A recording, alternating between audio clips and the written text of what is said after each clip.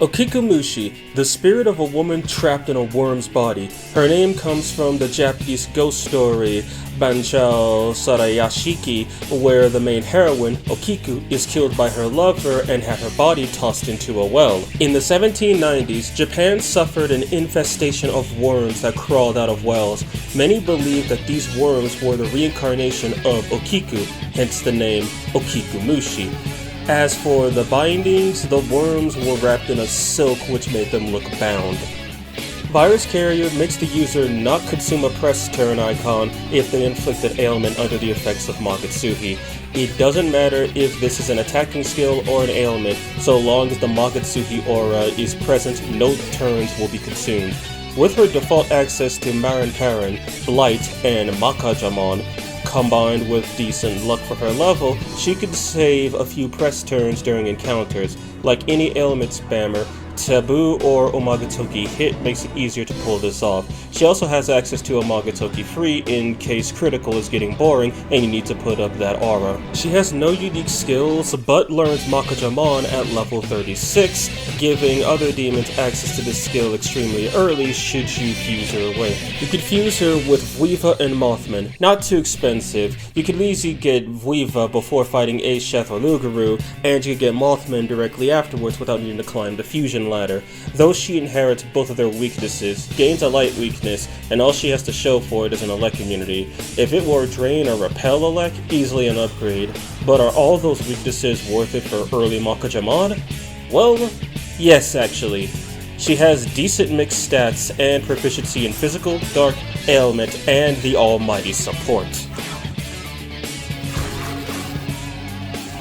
With all of her proficiencies, there are a few things you can use Okiku for. This mixed build incorporates all of her proficiencies and removes her light weakness. Mist Rush is a good AoE for spreading Mirage. Frenzy Chomp can inflict poison, confusion, or charm. Makajamon for seal. Great Curse Siphon will grant her 20 MP when she inflicts an ailment. Bakarakarn is to protect her from her weaknesses, but be careful as piercing spells can still strike her weaknesses through Makarakarn. This build is meant to support vengeful might demons like Gog Magog, Nidhogg, and Chi-Yu. And Murmur too, but he's on a whole nother level compared to them. Anyway, it's a support build with energy drain and the best generic ailment skill, Slumber Vortex, for the press turn skip. Dornum skills are generally weaker than their self-use counterparts, but the less time an attacker spends buffing is more time they spend dealing damage. Since Okiku has Omagatoki free, this will significantly reduce everyone's MP usage whenever she decides to go for her virus carrier ability. And because of Omagatoki free, this can allow the whole party to sustain themselves for longer before having to resort to chakra pots or somas. Another win for early game demons. Okiku-Mushi's resistances make her look bad on the surface, but a closer look at her stats show that she is capable of being a good debuffer or OTK supporter.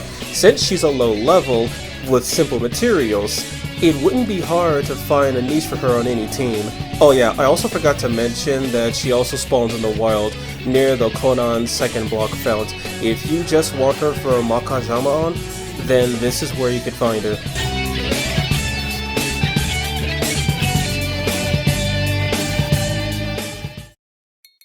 That concludes this episode of the Compendium of Vengeance. If you missed the previous episode, please check the bottom left corner of this video, or if you want to see the next episode or whatever YouTube decides to recommend you, please check the bottom right. If you did enjoy this video, do leave a like and consider subscribing to catch the next episode of Shin Megami Tensei 5 Vengeance, the Compendium of Builds. That's all I have for you today.